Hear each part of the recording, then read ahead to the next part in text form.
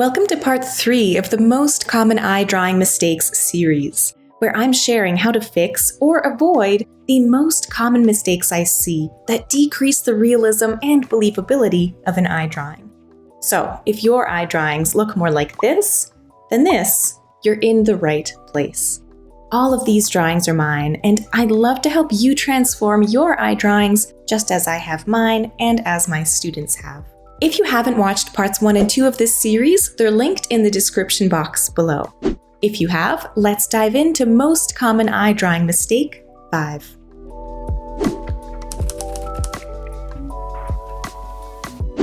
Often when students first approach drawing any kind of hair, whether it's eyelashes, eyebrows, what have you, there's a tendency to want to draw every single hair.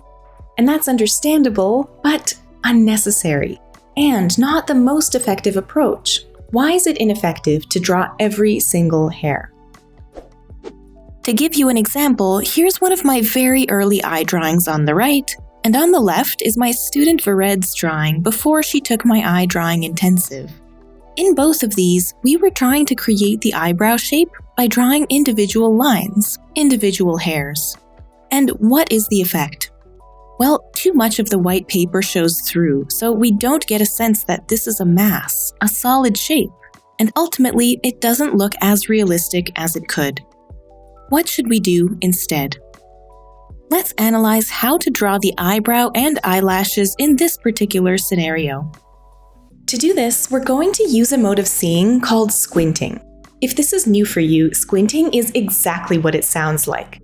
We're simply going to half close our eyes and view our subject through half-closed eyes. So let's look at the eyebrow and go back and forth between viewing it with our eyes fully open and squinting, back and forth a few times, and notice what happens. What's the difference between these two modes of seeing? In this image on the right, I'll show you approximately what I see when I squint, and I'll point out what you should look for while squinting. So as we do this exercise, squint at the left image, the original reference. First, when you squint, can you see a lot of the detail disappear? Can you see parts of the image become more blurry? You could also notice the contrast in the image heighten. So the darker areas look darker, and the lighter areas look lighter. We use squinting in different parts of the drawing process for different reasons, but right now what I want you to notice is how the eyebrow merges into one solid shape when you squint. When I squint, the only areas where I see any individual hairs are maybe here, a couple at the top here, maybe here, and perhaps here. So around the edges there are some. But within the actual eyebrow, I don't see any individual hairs when I squint. Instead, I see a solid shape of dark value. To draw this eyebrow convincingly, realistically, we need to communicate that. We know that this is a collection of individual hairs, but that's not exactly what we see. We see a solid shape of dark value, and that is how I suggest that you start drawing this eyebrow. To draw more convincing eyelashes and eyebrows, look for areas that merge together into a solid shape by squinting at your subject. Draw that simplified solid shape first, and then add select individual hairs on top. Now, this individual has fairly thick dark eyebrows, so the overall shape is very apparent.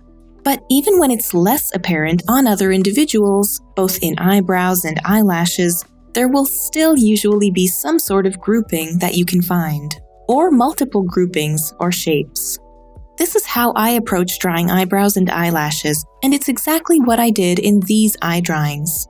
It's also what my student Vered did in this drawing, which she created in my eye drawing intensive back when it was only a 4-week-long course. So a dramatic improvement in a very short time. She did a phenomenal job.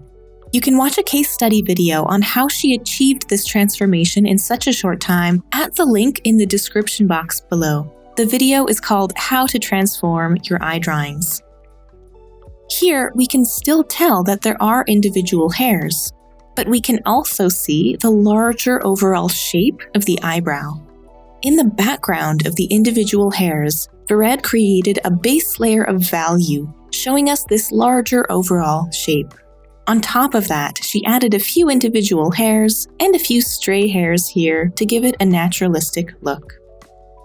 We talked mostly about eyebrows in this video because I'm going to cover how to draw realistic eyelashes in depth in next week's video. You'll learn what to know about eyelashes, my best tips for drawing them convincingly, and I'll show you my step-by-step drawing process. Subscribe to this channel below to be notified when that video arrives. While we're here, my name's Marina. I'm a professional visual artist, arts educator, and founder of thedrawingsource.com, which is dedicated to helping you achieve new levels of realism in your drawings. Mistake 6 is making all the edges in the eye drawing sharp, or not varying the edge quality throughout the drawing. If you're unfamiliar with the concept of edges, I suggest watching the Edge lesson of my free mini course, or even diving into my Intro to Smooth Shading course. Because in drawing, edges are not just the boundaries of an object. There's a little more to it than that. Let's run through a quick introduction to edges. Edges are the transitions between values. They show us how quickly or slowly one value turns into another value. So, edges can range from razor sharp to extremely soft. On one extreme, this razor sharp edge, the sharpest possible edge, has a clear boundary between one value and the second value.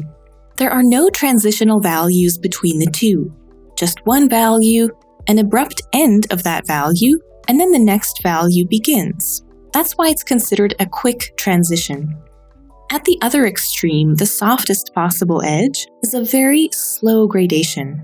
There's no clear boundary between these two values. Instead, this dark value transitions slowly through several other values to get to white. This is still an edge because it's one value slowly transitioning into another value, and edges are value transitions. Those are the two extremes. The softest possible edge where the transition is imperceptible, and the sharpest possible edge where the transition is as clear and abrupt as it can get. Between those two extremes, though, we can have infinite edge qualities. I've shown 2 here, but there can be infinitely more. Key point here. Different edge qualities communicate different information. For example, a soft edge can show us a slowly curving form. A sharp edge can show us a plane, like the sudden plane change on a door, a table, or another angular form. That's why it's so important for us to observe and draw edges accurately, to communicate the correct information about the subject. When it comes to drawing eyes, one of the most common mistakes I see is making all of the edges sharp. To draw a realistic, believable eye, we need to mimic the edge qualities present on our model, or on the reference we're drawing from. Because edges show us where the form of the eye curves slowly, more quickly, or where there are abrupt plane changes, like there are between the front plane and top plane of the lower eyelid, for example. I cover the plane changes of the eyelids in part 1 of this video series, because not noticing or drawing them is another common eye drawing mistake. So if you haven't watched part 1 or 2 of this series, definitely do so after this video.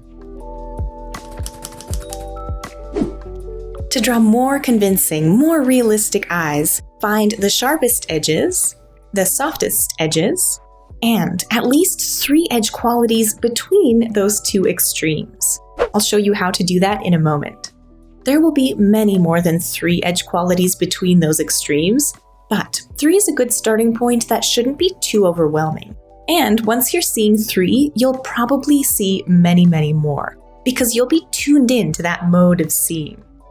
To draw more convincing, believable edges, we first need to see them, to identify them. We can actually use a mode of seeing for this that should be familiar. To analyze edges, we can use the squinting technique again, at times. If I squint at my reference, many of the edges immediately soften and blur. But usually the sharpest edges will continue to look the sharpest even while squinting. That's a clear sign for me that those are the sharpest edges in the scene. To create convincing depth and dimension in your eye drawings, use a combination of the squinting technique and regular observation, and ask yourself, where are the sharpest edges? The quickest or most abrupt value transitions? Where are the softest edges? The slowest or most imperceptible value transitions? Where are three edge qualities between those two extremes? Let's try that together. Let's find where the sharpest edges are in the reference, the softest edges, and at least three edges between those two extremes. Starting with the sharpest edges, you can pause the video to view the reference, alternating between eyes open and eyes squinting. Pause the video now to take a look. Welcome back. For me, the first area that stands out as being one of the sharpest is the separation between the sclera and the top plane of the lower eyelid, right here. Do we have any other very sharp edges? How about some areas of this crease, particularly here and here? In other areas, we do see a transitional value, either just above the crease or just below the crease. So it's not the same sharpness throughout. Some of these eyelashes are very sharp too, right? I would say that this line at the inner corner of the eye is quite sharp. It stands out partly because it's a higher contrast area, but also because it's a sharp edge, a sudden transition. Really, this entire line of the lower eyelid is quite sharp. How about the softest edges? Where are they? This gradation above the upper eyelid. Really nice, soft gradation showing us that this is a smoothly curving form. How about here as well? Similar, right? I would call those the two softest edges. Finally, let's identify at least three edge qualities that are somewhere in between the sharpest and softest edges. Let's look at the pupil first. Now, how much of this you'll see depends on your computer brightness and contrast. I viewed this image on two different devices and it looked quite different. On my current computer, I can't see where the pupil ends here. There's a soft-ish transition from the black of the pupil to this iris value. But here, I start to see where the pupil ends. I can even make out 2 or 3 distinct planes of the pupil. And then towards the left, that transition becomes softer again, but not as soft as it is on the right. The boundaries of the iris are also in between our two extremes. We can tell where it ends on both sides, but it's a softer transition than our sharpest edge. We'll end our analysis here for this video, but you can watch the entire analysis and draw this eye with me in the eye drawing intensive. Perfect! Now we know what edges need to be sharpest, softest, and where to create different degrees of edges throughout the drawing. But how do we actually draw those different edge qualities? Seeing edges and drawing edges are actually two different skills. To learn how to create these different edge qualities in your drawings, I invite you to take my Intro to Smooth Shading course, where you'll develop both the observational skills to see subtle edges and the technical shading skills to draw them. This will add believable depth and dimension to your drawings. And of course, the Eye Drawing Intensive has an entire module dedicated to seeing and drawing convincing edges in eyes specifically. If you've joined me for all 3 parts of this video series, thank you so much. I would love to hear in the comments what has been most helpful or eye-opening for you. If you've missed parts 1 and 2, definitely find the links to them in the description box below. Or if you're eager to transform your eye drawings, I invite you to take my Eye Drawing Intensive. In this course, we'll simplify the eye drawing process into stages. Focusing on each stage separately, you'll acquire the knowledge, modes of seeing, and skills needed for each one. Then you'll link them together in a smooth drawing process. You'll learn essential eye anatomy for realistic drawing. This module alone will transform how you see eyes. You'll learn how to identify and draw the parts of the eye in different positions. You'll discover what to include in the block-in of an eye and what to leave out of your block-in to set yourself up for successful shading. You'll learn how to construct the eye from the inside out so that your drawings are believable and appear truly three-dimensional. And of course, how to work with values and edges to shade the most realistic eyes that look natural rather than illustrative. You can learn more about the eye drawing intensive at the link in the description box below.